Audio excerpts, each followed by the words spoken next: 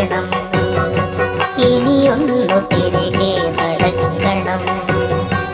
ഇനിയൊന്നു തിരികെ നടക്കണം,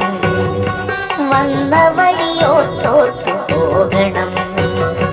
മുള്ളു പതിച്ചൊരാ